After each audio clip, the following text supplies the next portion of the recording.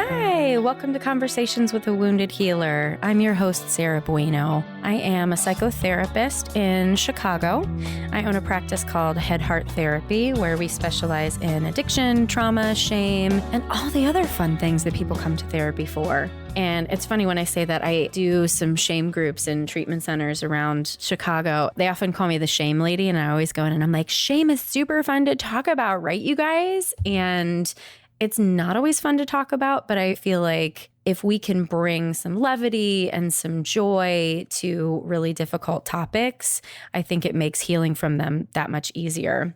Also want to give a quick plug for following me. I mean, if you like the podcast, please be friends with me. I really love making new friends, and you can find me on Facebook at Head Heart Therapy or at Wounded Healer, and that's HEALR without that last E.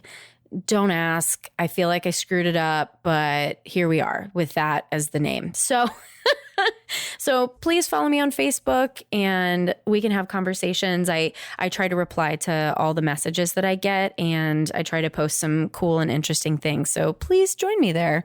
Join the conversation. So today's guest, speaking of bringing joy to difficult topics, my guest today is Dawn Nickel, and she is the visionary behind She Recovers.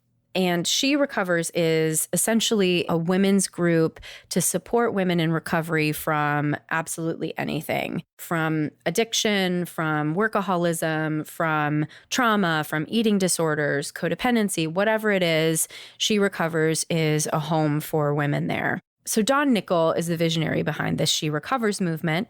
She's a thought leader in the women's recovery community as well. Her personal journey began in 1987 when she entered treatment for a substance use disorder, trauma from spousal abuse, and anxiety. Dawn also identifies as being in recovery from cancer, codependency, grief, and workaholism.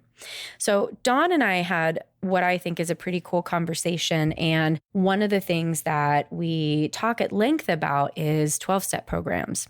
I want to kind of give a little disclaimer is not the right word, but I guess I want to share for people, I know that people listening to this may be in a 12-step program. And one of the things that I think is really important about our healing journeys is to really be discerning in any information in any healing program that we choose to enter into. And one of the things that I think Dawn does really well is hold the parts of 12-step that have been really helpful for her and for other people, while at the same time challenging the parts of it that are not. So this episode may feel controversial to some people who are really into 12-step programs. I hope, though, actually, because when I was listening to it, I came away with, almost a deeper appreciation for the parts of my own 12-step journey that I really love. And so I hope that you will find that as well.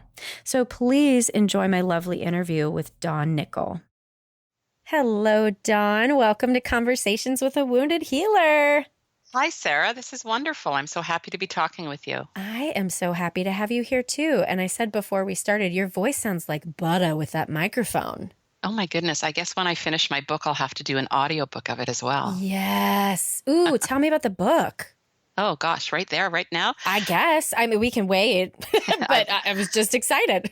Yeah. Well, I've been writing a book for a number of years, and I'm finally now I kind of have a plan, and I've shared it with a structural editor, and I'm actually writing the book. So that's very exciting for me. It's called She Recovers, the Practice. And it's really kind of about what I believe about recovery, women in recovery, with my own story interwoven, kind of an illustration of some of the principles that I've kind of come upon or come to believe in my several 3 decades, I suppose, of recovery. I love it.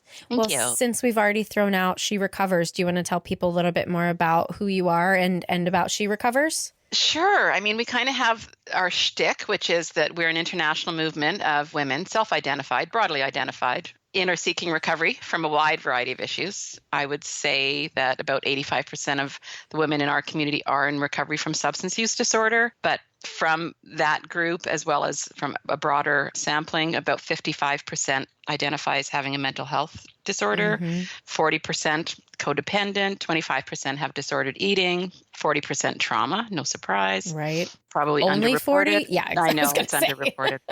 Yeah. 35% abuse, whether it be sexual, physical, emotional, 30% grief, and then a whole ton of us actually identify as being in recovery from burnout or workaholism. Mm-hmm. So yeah, we create welcoming spaces and transformative opportunities, both online and in real life, to connect, support, and empower recovering women. I'm so jealous of people who have their elevators pitched down so beautifully. It's lovely. None of it sounded rehearsed. It was just like blip, blip, blip. Everything perfect that you need to know. Well, I did read it right off the paper in front of me because Well done. It did not sound like you were reading. well, it's a paper. It's in front of me in my office, I so it's love it. tend to just look at it when somebody asks me. But Oh, thank you're you. amazing. So I got to meet you at the She Recovers event in Chicago, and it was just a lovely group of women. The thing that I've been so inspired by in my life lately, and I keep seeing it show up in different places, is women really supporting other women, not just saying that we're supporting each other, but actually doing it, actually coming from a place of abundance. And I feel like that's really one of the spirits of She Recovers that I really resonated with. Yeah. I have this thought I'd love to share with you because Please. it's newish, but it really kind of explains and encapsulates what we're talking about. So for anybody, I know you are, but anybody familiar with the stages of change, Mm-hmm. right? A friend of mine, and she's a She Recovers coach actually, she talks about the stages of change, but after you get to maintenance, she kind of takes this detour off of the circle and says celebration. That celebration Oh. is a stage of change, and that within that celebration we're just so damn happy to be recovering and to have our life going in the right direction most of the time that we just really want to share it. And so our sharing comes out of that celebration, and wanting to lift other people up from where they are or where we've been is just such an important piece of that. And I think that that's absolutely true when I think about the stages of change. I mean, if I'd Mm-hmm. been in maintenance for several decades on some of my issues, some of my maladaptive behaviors, but Mm-hmm. if I hadn't found the joy in recovery and found out how to party and Mm-hmm. hang out on retreats and do all the things that I do that make me shine and like just feel all the joy I can possibly feel in the world, I don't know that I would have been able to stay. Yes. Yes. I don't recover from depression and anxiety and mental health disorders, other disorders. I'm a survivor of domestic abuse, cancer, all of the things. Mm-hmm. I didn't do all the work that I've done and continue to do it just to maintain. Yes. I bet, honestly, if somebody talked to Carlo Di Clemente about that, he would totally consider how to weave that into the model. Because you're so right. And for the clients that I work with who struggle with substance use in particular, I see this bifurcation of those who recognize the joy in recovery and move towards that, which also usually means doing deeper work and deeper healing versus Yeah. the folks who just stay the 12-step party line and almost end up moving through the world as like dry drunks or addicts, right? Like not doing that deep work and not finding that joy. And gosh, I have a client and I'll never forget. He's just like, when does it get better? And I'm like, when you do the fucking work, man. Yeah. Like, Right. I know. My husband, he's 30 years clean in a program, a 12-step program. We both have a 12-step program that is the foundation of our recovery. I'm not as Mhm. involved in it this last number of years because, well, what I like to say is by Thursday night when my home group is meeting, I'm so fucking done with recovery. Excuse my language. It's like, I got nothing. No I got nothing. excuses. Fuck it all up, girl. Don't ask me to speak. Don't ask me to share. Like, I'm done Yeah. by Thursday night. And I don't speak ever against 12-step recovery, but I've also Right. done a really thorough analysis, both as a researcher and my own lived experience of why it just doesn't work for everyone, right? But my Right. husband, anyway, getting back to him, from the very beginning, he always just says to people who are like really like, oh, this is just so hard and it's such misery. He goes, hey, if you're not having fun in recovery, you're not doing it right. Yeah. And that's Right. just, you need to switch things up. Mm-hmm. And so I guess that message has been with me for a long time. And anyway, I'd love to speak with What's his face, Di Clementis. Carlo Di Clemente. Yeah.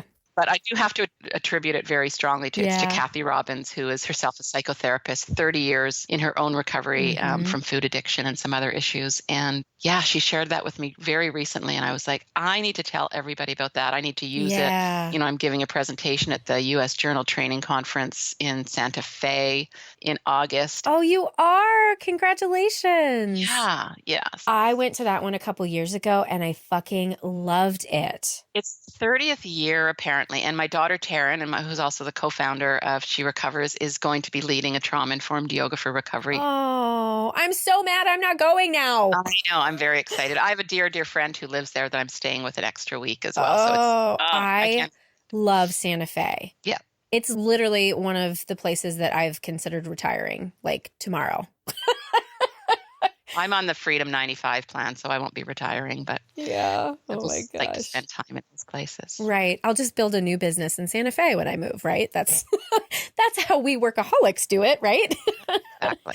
So speaking of that, do you want to share a bit of your story and how you got to recovery? So June 21st, it will be 32 years since I had my last drink and did my last cocaine. So I went to treatment. I was in a very abusive marriage, and I had been seeing a counselor for a while. And she just finally said to me, "You're not going to get out of this situation until you stop using substances." And I was like, "Oh, yeah, probably." So I went to treatment on July 21st, 1987. Oh my God, I'm so old.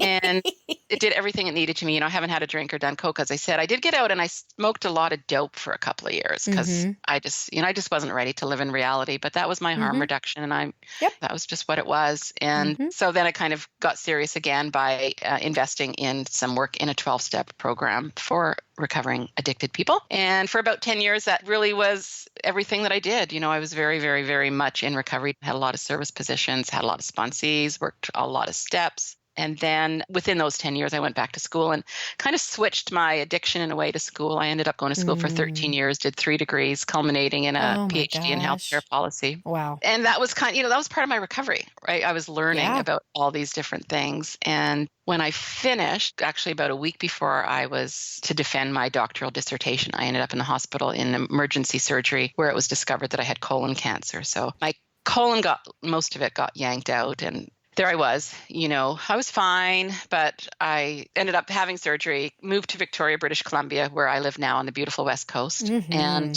in the first year that I was here, did chemotherapy. And I guess I kind of felt like at the end of that year, I got a clean bill of health. I remember thinking, oh my God, I'm 46 years old. I spent I was 27 when I kind of started getting my shit together, and 29 when I put down the final drug that was screwing me up. And then I went to school for 13 years, and now I've just had cancer for a year, and oh my God, I'm so behind. And I was behind. Financially, we were behind. My husband had sold his business so we could move here, and I just felt like I had this responsibility to ramp things up. So I turned into a workaholic, and I started teaching at the university, which was one of the things that I'd wanted to do. I was a consultant, and then I got headhunted into a pretty senior position as a research director in our provincial government. In Canada, provinces are like your states. Yeah. Thank you, though, for clarifying. What's a province? What's a province? Yeah.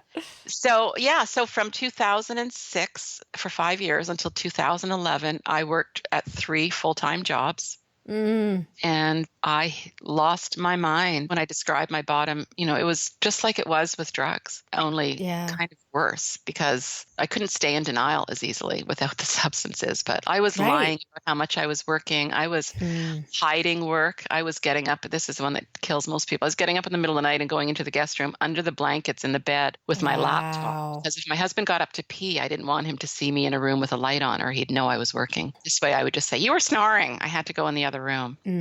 My relationships were starting to crumble. My daughters, who had moved here to be with me on Vancouver Island because they thought I was going to die from cancer, they stopped asking me to do things with them because for a long time I had been saying, "I can't, I'm working, I can't, I'm working." And then one day, one of them just said, "I don't even know why we're here. Like, we moved here to spend time with you, and you have no time." So that was, as in the beginning when my oldest daughter was 6, it was kind of her attitude towards me that made me seek treatment so many years ago. So for the second time, my kids kind of smartened me up. I ended up trying to take care of myself a little bit better, and I couldn't by then. Like, I was just so wound up. But I did end up having a few little panic attacks and emotional breakdowns at work in executive meetings. Oh boy. And finally it was just like I had to do something. So I went to my doctor, and she said I needed some time off, and I said, "Okay, I'll take tomorrow off." And she said, "No, I think we're talking longer than that." And I said, "Okay, maybe a week." And I ended up being off for 4 months, and it really was what I needed. It was a recalibration. It was, and you know how anybody who's been in recovery from anything, after you kind of give your nervous system a little bit of a break and it starts to come back a little bit, my adrenals were fucked. Yes. And once I started to kind of heal and take care, and I mean, they literally took both my Blackberries away. I had a work Blackberry and a personal one at the time, and I just didn't have the recourse. I couldn't work. Nobody was letting me, and I was just kind of stuck with myself. And I recalibrated. I kind of redesigned, I thought, what I wanted for my life. And I'm very, very grateful today that I was able to get a grip on it at that time in my life. I did end up going back to work for a number of months, 5 months, I think. And then the universe laid me off, which was beautiful. Oh, It was kind of wow. the economy had tanked for a few years by then. And we were a cost recovered unit in government, and we couldn't necessarily recover our costs. So they decided to dissolve the unit. They gave me a year severance. And it was at that time that I just began to build on thinking that I'd been doing when I was off for the 4 months around. I really want to do something more meaningful than working for the man. You know, I'd given up teaching by that time. I wasn't doing much consulting when I was in government. But when I got laid off of government, I decided I'm going to go back to consulting because that pays my bills beautifully. And I'm going to try and build a life where I can work with and support women in recovery. And I didn't know what that was going to look like. I took a recovery coaching program, which I really loved. But towards the end of it, I realized I would have to talk to 10 women a day to make the same amount of money as if I had one contract and one client. So I never really did get too deeply into the recovery coaching. I do it sporadically for the odd person. But my daughter and I did decide that we would hold a retreat during my year off. So we went to Tulum, Mexico, where a friend of ours lived, and we held our first She Recovers yoga recovery retreat in Tulum in November 2012. And that was the beginning of She Recovers.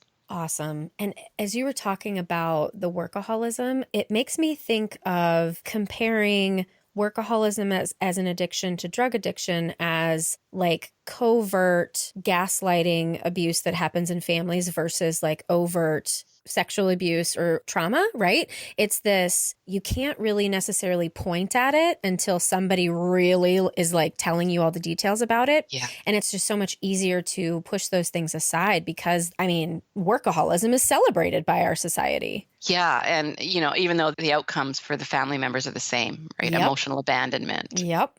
Stress, you know, like, just walking on pins and needles because God forbid you should interrupt me when I'm working or all of those things. And I have to say, as far as 12-step programs go, some of the best 12-step literature that I've ever read, although I've never been to a meeting, is Workaholics Anonymous. Oh, shit. I'm going to download a book right now. Yeah. So if you go to workaholicsanonymous.org and you go to their literature, you can download PDFs of, they've just got these amazing things. They used to be plastered all over my wall and now they're not, but like they've got, you know, the characteristics of recovery, the characteristics of workaholism, the gifts of rest. And it's just all these beautiful reminders. And even if you're like a hardcore in denial workaholic, the questions and the characteristics, you can't deny it. Like they've nailed it. You know, they've nailed it. And the interesting thing for me that, my thinking has developed along with my experience in recovery from workaholism is that it doesn't have to be work. It can be, a busyaholic is the same as a workaholic, right? Somebody can be, I actually remember being early in recovery in Narcotics Anonymous, but I was so involved in service that I might as well have still been using. My children didn't know if I was out at a meeting or out scoring dope, right? And I find it really fascinating. I am literally adding 4 books to my cart right now because it's so funny. For myself, somehow I've always been just shy of almost every diagnosis at some point in my life. I have definitely abused alcohol, but I've never been an alcoholic. I absolutely working to the point of exhaustion and my husband being tired with me, but I'm not getting up in the middle of the night. It's like, and food too, same. I'm just shy of binge eating disorder, all of these things, but it's still, all of this stuff is just an attempt to numb discomfort and pain and learning how to sit with that. Like that's what I've really come to finally in the past couple of years is this understanding of my ability to tolerate pain is very poor. Right? That's what's so important to remember, and something that we stress a lot whenever we talk about what we do here is not just that we're all in recovery from so many different things, but there's a spectrum regardless of what it is. And so one of our 10 intentions and guiding principles is we believe in early intervention. Yeah. We don't have to hit rock bottom to pursue recovery in any area of our lives. You're going to get there eventually if you're heading in a certain direction. Right. And I'd really love to talk about 12-step stuff with you because I do go to Al-Anon. And so I feel well versed in 12-step from my personal perspective, and I've had so many different conversations with people who are on all different sides, and I love to hear people's personal Sure. experience with it, and like, if you had a magic wand, what would you change? All that stuff. So wherever you want to go with it, go. Oh, wow. Okay, I'm going to start off by saying I will talk about it, but this is what I want to say. Yeah. And then I'll talk about it. But Yeah. I almost feel exhausted by the discussion of AA versus not. And I guess because one of our, again, one of our really powerful principles is that we have to be supported to find and follow individualized pathways and patchworks of recovery. So I like to say, you know what, if AA works for you and it does for millions of people, I think that's great. Yep. I don't need to tell you why it doesn't work for me, and I don't need to try and convince you why it might not work for Joe down the street. Yep. I just think it's great that it's working for you. So that's part of it. Part of it is there's this exhaustion because I think it ends up with the discussion so often becomes about us versus them. Right. And I find that really divisive, especially in the substance. So part of me, kind of goes there. And then the other piece is that I kind of like to talk about the fact that I love it. I think it's the most accessible, affordable recovery option, especially when it comes to substances, that it is definitely the most out there. And that I think that people don't recognize their privilege sometimes when they talk about, oh, but no, I would never go to AA because I can afford a coach. I would never go to AA because I can afford treatment. I would never, I can afford to do all these other, I have got a masseuse and a yoga therapist and a, you know what I mean? So I think we have to recognize our privilege when we talk about what's accessible and not. At the same time, we can definitely say it's just not for me. And I remember when I went back to school and I was doing a women's studies degree, my first degree, and it was at the same time that I was really kind of becoming enmeshed with the 12-step recovery program. And I was on a mission, as I've since figured out millions of women have been on the same mission to change the language, right? Yes. To change the language from he and God and everything else. And I mean, that's just, I'm sorry, people, it's never going to work. So let's not focus our energy on that. Yeah. They're never going to change, I don't think. Yeah. Not in our lifetimes anyway. Yeah. So I kind of let that go. But I do, in my own kind of recovery from within the program, what I did a lot was I tried to really focus on, because I think the language is also very disempowering at times, very shame-based, The focus is more on defects. So again, I'm sorry, I keep going back to, I'm going to have said all 10 of our intentions. I love it. This is about you, so say whatever you want. We focus on our strengths, not our defects. Yeah. This is how we change. And that is, I developed that one in direct response to my own experience in 12-step recovery. So I think it's interesting. I don't want to focus on my defects. I did that so much in my addiction that I could never come out of it until I started seeing that I had some strength. At the same time, I see people in recovery now, you can't just focus on your strengths because there are things that you need to address to change, right? So I think that's important. I think the expectations around 12-step, this is really a gendered analysis of 12-step recovery more than anything. I don't really think about men much. Fuck those guys. You know what? Figure it out. People always say, when are you going to start He Recovers? And I'm like, not today. Yeah, no. But we have also claimed the domain. So when we do decide to do it, it will be ours. Genius. You're a genius businesswoman. I love it. But I guess I would say, the expectations around women's participation in 12-step program is also not practical. Don't tell a brand new woman who's in recovery that she has to go to 90 meetings in 90 days and she's got a 2-year-old and a 2-year-old and a 2-month at home, no daycare, no money for babysitters. Don't shame her into thinking she's not doing it right. Exactly. Don't tell her she has to take a service position unless for sure she's got the capacity and she's being of service to her family and herself first. Those types of things. So I think that there's a lot of things that we could do better. I'm currently working on a piece. I don't know if it's going to be a blog post or if I'm going to have it published in one of the other recovery platforms, but it's called Dear Women in 12-Step Programs. Oh. It's kind of like, first of all, I am one of you. And I love us. And, all the reasons that we are great are there. But let's just remind each other that we don't know somebody else's reality. And when we say, if you don't get a sponsor, you don't know what kind of traumatic experiences they've had with other women. Don't throw them in the lion's den, somebody they've never met before, just because you think they need a sponsor on day 2.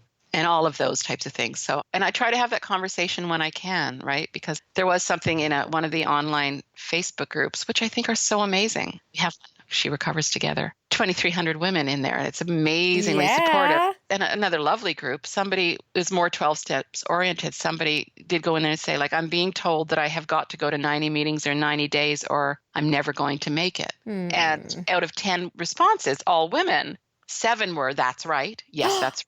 And then one other person was like, well, do you have kids? Do you work? I kind of like, what about balance? And right. And I know that nobody who's saying, yes, that's right, and you have to do it that way, they're just repeating what was told to them. Right. And maybe that's what worked for them. Right. But I just think that we do have to be really cautious about just, I guess the repetition of the kind of dogmatic sayings can be really dangerous if we're not careful. You have to use our brains, and we have to be a little more analytical than just blindlessly follow.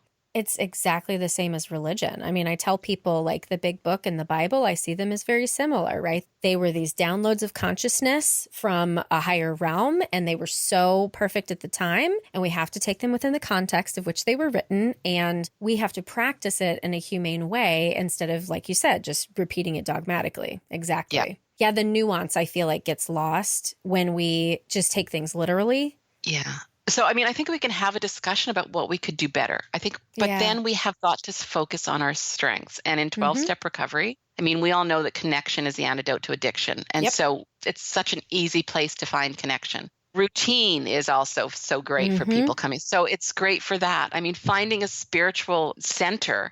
So all of those reasons, I really like to look at both sides of it. And I just find that, first of all, the discussion that's out there is so oppositional, binary. Yes. Like, I'm proud of the way I speak about 12-step recovery. And I'm proud that I come from the tradition, because I know that there are a lot of people who speak out very, very vociferously against 12-step recovery who have never been to a meeting. And that's such bullshit. You can't, it's just like somebody who, an atheist who's like anti-religion and you've never even read the Bible or gone to church. Like you have no business talking about it. Yeah, that's what I feel too. So, and this is what I love about the cyber community, that I am associated with a lot of the people who are influencers in the cyber community, and they speak very fairly. I mean, they will say very clearly that 12-step isn't for me for these reasons, but early in my recovery, it was everything. Or all of these types of things. And I find that for a lot of the people who kind of do come out of 12-step recovery, who leave 12-step recovery, often it is because they've been shamed out of it, right? And, if you have a relapse, or if you stop going to as many meetings, that's what happened to me at around 6 years. I stopped going to as many meetings because I had 3 kids at home, a husband who had a business, and I was in school full time, and my brain cells were just learning how to work again. Right. And I stopped going to as many meetings, so that when I did go to meetings, people would say like, oh, well, where have you been? You got a life, and you got a life here, and then you forgot where you got it. Or exactly. And I was like, why do I want to spend any evening a week, where people are going to try and make me feel bad? It didn't actually work. I just stopped going. Right. And I found with my clients, now that I've been working with people who are like 4, 5, 6 years in recovery, there's something about that period of time where people start making the choice to search for deeper meaning in their lives. And not that you can't find that in AA, but sometimes in the rooms, people stop short of that healing because they think this is the only thing that's keeping me sober and keeping me alive. And so I have to do this, where I see people who don't necessarily need to do it, though they continue their healing elsewhere. Yeah, and I love to continue to view 12-step recovery as a foundation in my recovery. Like, we go to Mexico every year, and we go to lots of meetings in Mexico because cool. They go for tacos after every meeting. So that's a sell. We might go to make 2 a week. I'd say we'd go to 2 a week, which is a lot for me when I'm not going to any at home. But it's also very social, and you're meeting travelers from all over the world. But it's not my end all and be all. Yeah. When I go to recovery meetings here in town now, I go to share a message. If I'm asked to share, I'll share it, obviously. And I go to sit in a room of people who are inspiring to me. Yes. From the person who just walked in for the first time to the person that's been there forever. So I love it. It's not where I find my personal growth anymore. That's not the work that I'm doing right now. Yeah. I was just thinking as you were talking too, you don't need to necessarily have a he recovers, but some LGBT component, because I'm finding a lot of gay men are really struggling. Like, I've got one of my clients who has kind of exhausted CMA. For those who don't know, it's crystal meth anonymous, and it's just not working anymore. But he's like so committed to his recovery and so committed to his personal growth. And I'm like, I wish there was some other community for you to tap into.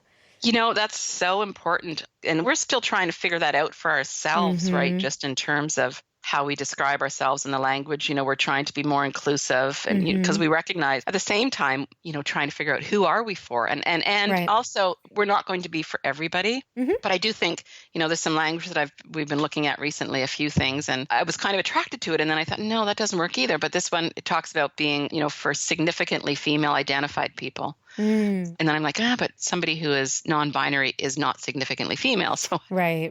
but we try to use an inclusive definition of women and female. Obviously we welcome trans women, genderqueer women, and not non-binary people. But then I see this thing said non-binary people who are significantly female identified. And I'm like, is that a thing? Like, I don't know how that's a thing. Would a non-binary person agree that that's a thing? Yeah. Good question. Some might not, and so many of the women in our community who are queer say, like, just call me a lesbian. I just want to be called a lesbian. I don't want to be queer. I don't want to be gay. So we're just trying to be sensitive and figuring it all out. And it's really difficult. It is. Well, I mean, the thing about all of these different subgroups is that we're never able to please everybody all the time. And it's the only word we can use for everyone is human, gender aside, that's the only thing that we all have in common anymore, I feel like. Yeah, the way we try to increase diversity in our community, which is, not surprisingly, a lot of cis, female, white, middle-class women, is to really try and center women of color and others in our programming. We're doing a great job of that when we get to Miami next year already. We're just rocking it. And again, just listen to the women in our community who are able to tell us, help us, guide us, tell us what works for them. The idea of if we can take over the entire hotel, if we sell out enough, we already talked to the hotel about having gender neutral bathrooms and all those types of things. So it's almost like there's things that you can do to activate a more welcoming space that's really put your money where your mouth is, rather than just using the language that you think people need to hear, which isn't what we're trying to do, but we got to do something in the meantime. So that kind of leads into the question about, are you a healer? Because you are creating this healing space for so many people.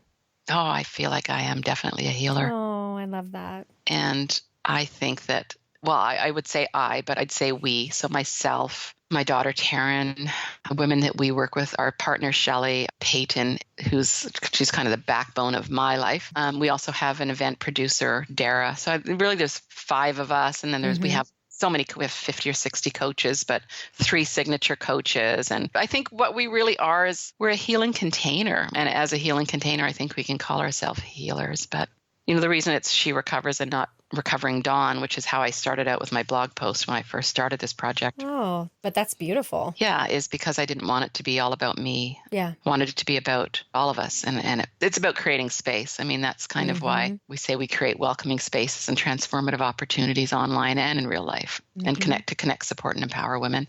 It's all about the container. Absolutely. And I think even more so with women in our recoveries, like, we are so relational. And it's so important in community. And I tell clients and people I come across in recovery all the time, like, this is one disease you absolutely cannot recover in isolation. I've never seen anybody successfully do it. Even if you have a tiny, tiny community, you got to have somebody else. Yeah, I would say that's true for sure. And not only that you have to, but again, I think it just goes back to what we spoke about at the beginning, right? If you can't have that joy and celebration, then it's just a life without the behavior. Right. So how do you feel about the term wounded healer? I haven't met any healers who aren't wounded healers. Well, maybe I have, but anybody who I've gotten to know who is a healer has, in fairly kind of pretty short turnaround time, disclosed that they do this work because of their own lived experience. And I don't know what the statistics are. I know that in the treatment industry, it's very, very high. I would say in psychotherapy and other professions, it's similarly high.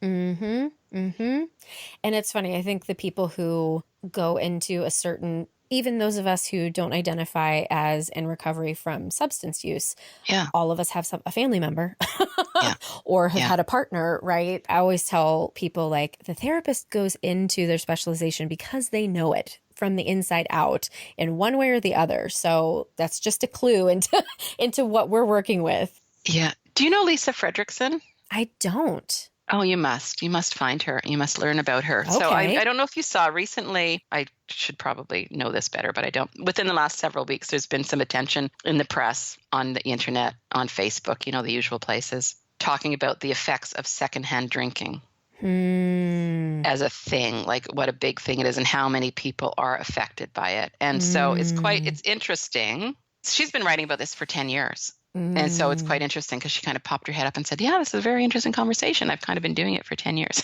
So, Yeah. and again, it's just kind of that everybody's affected. Everybody's affected by something. That's just the substances, right? I mean, my dad, God bless him, he's upstairs right now. He's 89 years old, visiting me for a couple of weeks. And he wasn't an alcoholic. He was a stressaholic. He was just always stressed and never happy until Friday when he could have a few beer. And on Saturday when, my family was over and we were all playing in the pool and my aunts and uncles were there. So I came to view alcohol as something that was good in our family. Other people have talked about their rageaholic alcoholic fathers. And I'm like, no, I really liked my dad when he drank. Yeah. He wasn't, I didn't like him so much when he didn't. And as obviously that was when I was a child. As we became adults, he changed and mellowed and I love him dearly. But so the drinking wasn't what affected me. It was the never having a smile on his face and never giving us any positive attention ever, ever. That's what affected me. Right. And just thinking about what's underlying that is the same thing that underlies addiction in the first place, right? Is this like drive for performing in the way that the world expects us to perform, whether it's aligned with who we're supposed to be or not. Exactly. Which is our Western culture's biggest disease. Yes.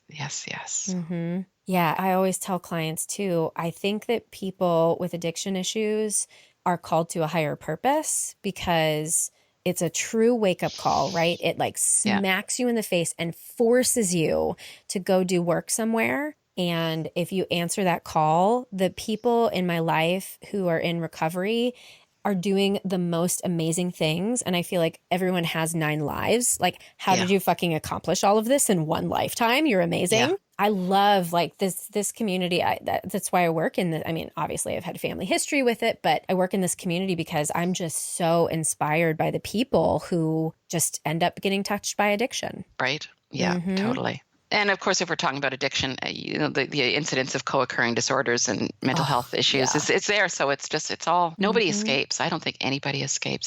One of the things I end up teaching a lot in my classes is we talk about alcohol and how it's really celebrated in our society and how it's used. And I found This Naked Mind to be really interesting, Yeah. And also, do you know about, oh God, what's her last name? Holly, who's doing Holly Tempest. Whitaker, of course. Yes. Yeah. Annie Grace, Holly Whitaker. I mean, they're friends. They're dear friends. And we've been supporting their work since, we came on the scene just a couple of years before they emerged. And we were very excited to see them enter the space and have always been huge promoters of their work. Yeah. See women supporting each other, right? Well, because that goes back to another intention and guiding principle that says collaboration, not competition, is the only way forward. We're stronger together. Right. Yeah. Because there's enough dysfunction for many groups. We're never going to run out of ourselves. I know. Ever. That's why, like, any therapist who's like competing for clients, I'm like, dude, there's plenty of crazy for all of us to work forever. I know. We have about 60 graduated She Recovers coaches now. In the last 2 years, we partnered with Professional Recovery Coach program, and then they do a She Recovers coach designation. But that's the same thing that we say all the time, too. There are women who need you to hold their hand and share your story and be a navigator for them. There's plenty of them, and everybody's looking for something different. Yeah. Well, we're coming close to the end of the hour, and I want to make sure that you get to advertise all of the things that need advertising. So please tell people where they find you, how they support you, how they can get involved, all of it. Sure. Well, www.sherecovers.co. So She Recovers. If you Google She Recovers, we come up. We've got pretty good Google recognition. Excellent. And if you go on there, you'll see that we're doing some one-day workshops across North America this year. We've been to Chicago and Toronto already. We'll be in New York City October 12th and San Diego November 9th. And so those are just days, we call it our Creating Connections Tour, and we just invite change makers, women inner-seeking recovery, and service providers to come and just meet each other. There's a lot of people doing a lot of great similar work in cities that don't know other people, and women in there who are seekers aren't able to find them. So we do a little bit of yoga. We have a lovely, long, leisurely connecting and networking lunch. And then we usually have a few local speakers. So that's one thing. We do retreats in Mexico and here on the beautiful West Coast. Unfortunately, every spot in every 2019 retreat is sold at the moment. But Congratulations. Thank you. Yeah.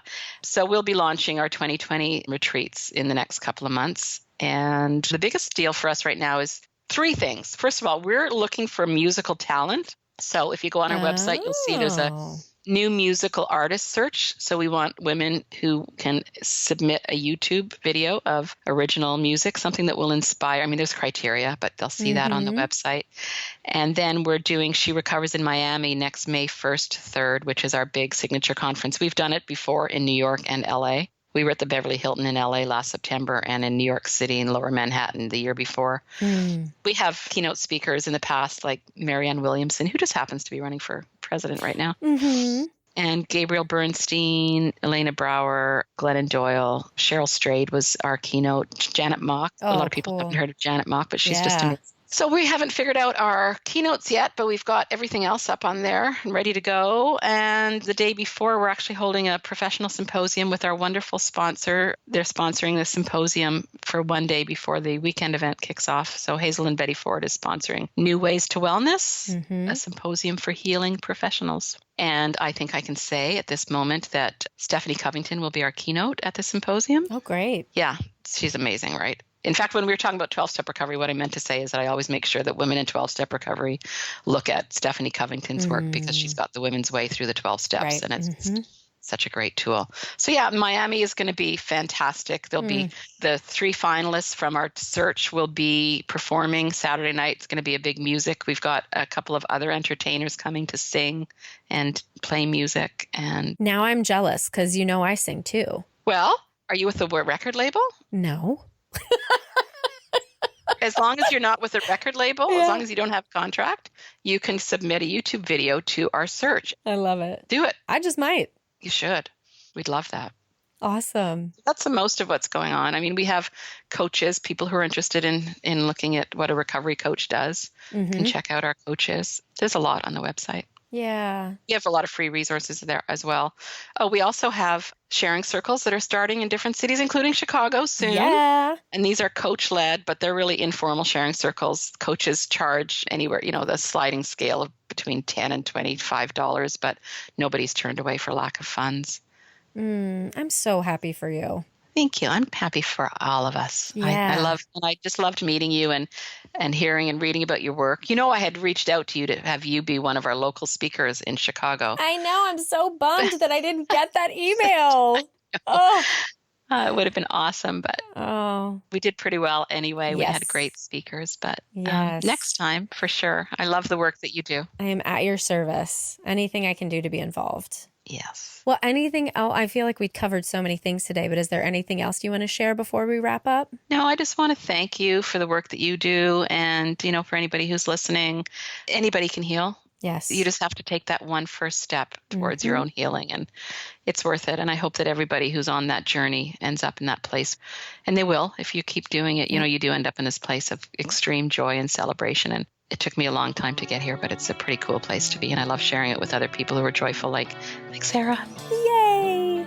Oh, thank you, Dawn, so much. Thanks so much for sticking with us and enjoying this interview with Dawn Nickel. To find out more about Dawn, you can go to our website at www.headhearttherapy.com/podcast. Thanks as always to Andrea Klunder and the Creative Imposter Studios for editing, to Liam O'Donnell for the album art, and Ben Mueller for our theme music. Thanks so much. Until next time. Bye-bye.